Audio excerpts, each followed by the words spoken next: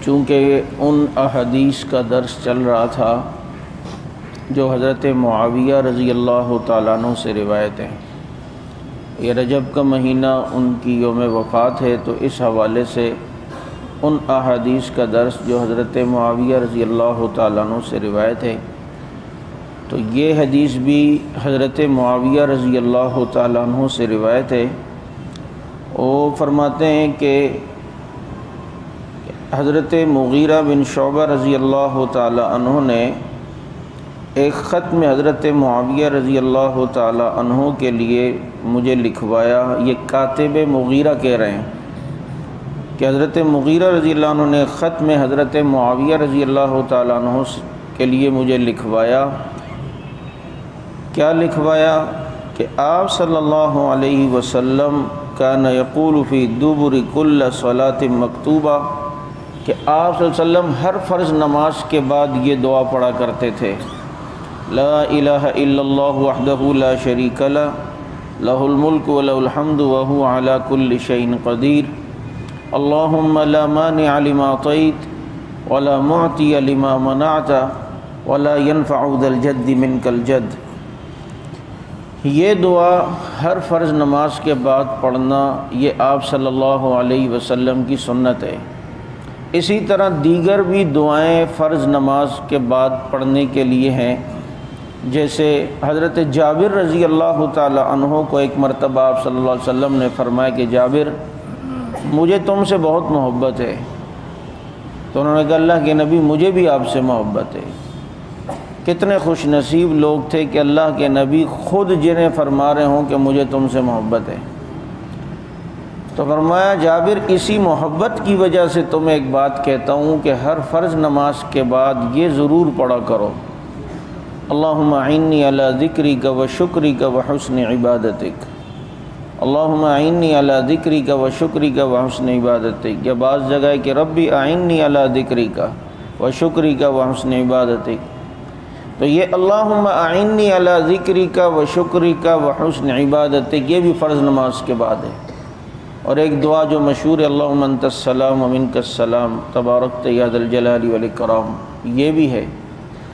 اس دعا میں بعض ائمہ کو آپ نے دیکھا ہوگا اپنا بھی اضافہ کرتے ہیں: اللہم انت السلام و منک السلام حینا ربنا بالسلام، اور پتہ نہیں کون سا سلام، پھر جا کے تبارکت یا ذا الجلال والاکرام۔ اتنا نہیں ہے، بس اللہم انت السلام و منک السلام تبارکت یا ذا الجلال والاکرام، اتنا ہے۔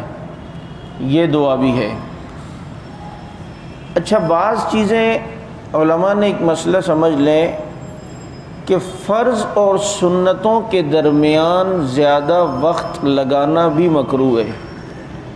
تو جو بعض وظیفے ہوتے ہیں وہ جیسے 33 بار سبحان اللہ پڑھنے کا ہے، یا اور بھی جو وظائف نمازوں کے بعد کے ہیں، تو اس میں اتنا زیادہ وقت فرض کے بعد لگانا یہ ٹھیک نہیں ہے کہ سنت اور فرض کے درمیان بہت زیادہ ٹائم نہ گزر جائے۔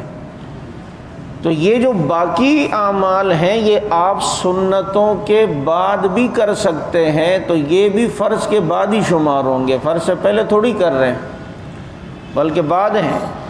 ہاں، جو یہ چھوٹی دعائیں ہیں جس میں قید دبر الصلاۃ المکتوبہ کی ہے کہ فرض نماز کے بعد کی، تو وہ تو آدمی پڑھ لے اور وہ مختصر دعائیں ہیں۔ لیکن بعض لوگوں کو دیکھا ہے وہ 33 بار سبحان اللہ اور 33 بار الحمدللہ، 34 بار اللہ اکبر، یہ بھی فرض کے بعد ہی ہوتے ہیں۔ اور پھر جناب وہ شہید اللہ کی جو آیات ہیں جو عمل نمازوں کے بعد کا ہے وہ بھی اسی فرض کے بعد پڑھ رہے ہوتے ہیں۔ تو فرض اور سنت کے درمیان زیادہ فاصلہ نہیں ہونا چاہیے۔ تو یہ اعمال آپ فرضوں کے سنتوں کے بعد پڑھ سکتے ہیں، یا بعض اعمال ہیں جو فرضوں کے بعد پڑھنے کے، جیسے جمعے میں بعض ایسے وظائف ہیں جو فرض کے بعد کے ہیں۔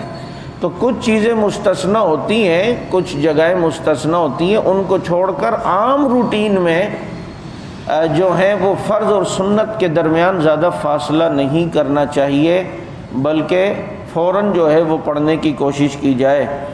تو ان دعاؤں کا اہتمام جو ہے نا یہ آپ صلی اللہ علیہ وسلم نے بتایا ہے، کیونکہ دعا یہ بڑی تاثیر رکھتی ہے اور یہ آنے والی بڑی بڑی مصیبتوں کو ٹالتی ہے۔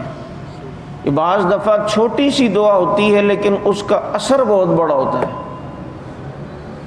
جیسے یہ شعبان چل رہا ہے، رجب چل رہا ہے، تو رجب کا چاند دیکھتے ہی آپ صلی اللہ علیہ وسلم ایک دعا فرمایا کرتے تھے، اللہم بارک لنا فی رجب و شعبان وبلغنا رمضان. عربی میں نہیں یاد تو اردو میں کریں. ویسے تو کوشش ہو دعائیں عربی میں ہو کہ جن الفاظ اور حروف کے ساتھ ہمارے نبی کے ہونٹ جس طرح ہلے تھے ہمارے ہونٹ بھی اسی طرح ہلے، تو پھر مزہ بھی آئے گا.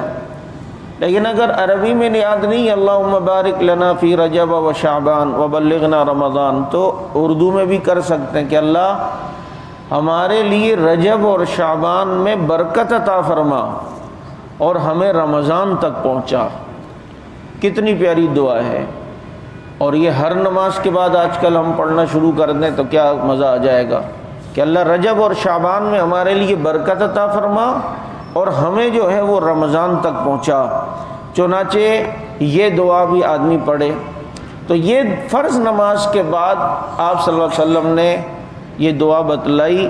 تو اس کے بھی راوی وہ حضرت معاویہ رضی اللہ تعالی عنہ ہی ہوئے.